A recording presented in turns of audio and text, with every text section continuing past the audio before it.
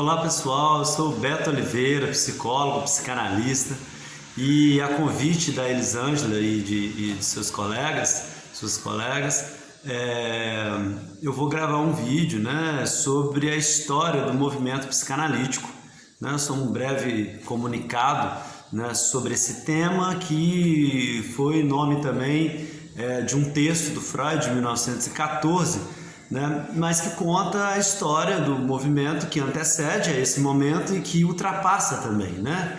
Então é um texto muito interessante porque o Freud delimita, né, o seu campo, vamos dizer assim, de investigação científica, né? Ele já havia rompido com algo mais tradicional da ciência. O Freud era um médico, neurologista, localizacionista, né?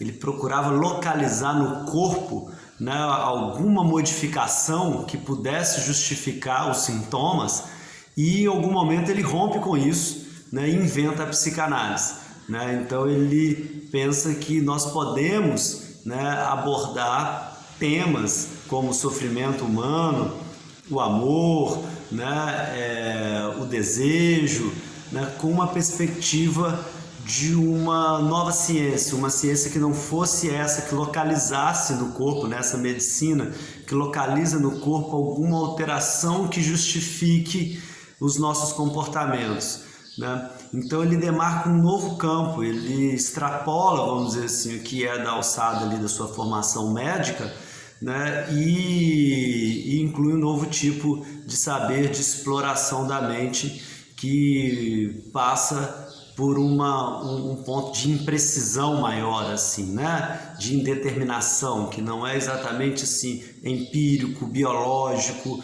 né? É muito mais de uma escuta clínica do que de uma dissecação, por exemplo, né? Então ele vai interessar pelos sonhos, né? Pelos sintomas, pelos atos falhos, e vai tentar dar um novo contorno, né, científico, né, atrelado assim, ao rigor científico, embora ele tivesse afastado um pouco da ciência mais tradicional, da forma de se fazer ciência, principalmente na medicina, né? Isso é interessante porque isso leva a campos, né, distintos, e acaba atraindo também um certo número de malucos, assim, né? O cara falar de sonhos, de sexualidade, né? Então muita gente vai aproximando da psicanálise com uma escuta e com um interesse talvez estranho, assim.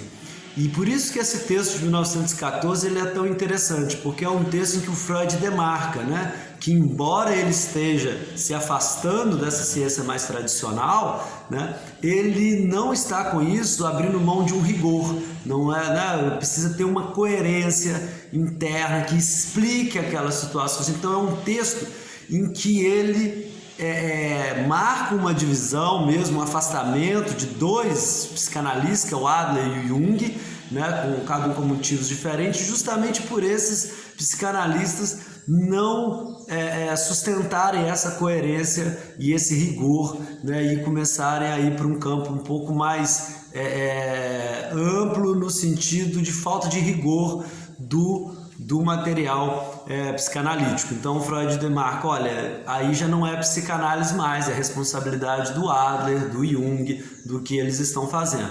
Nós, da psicanálise, vamos manter aqui o rigor e a coerência do que foi proposto da ciência, vamos dizer assim, do inconsciente.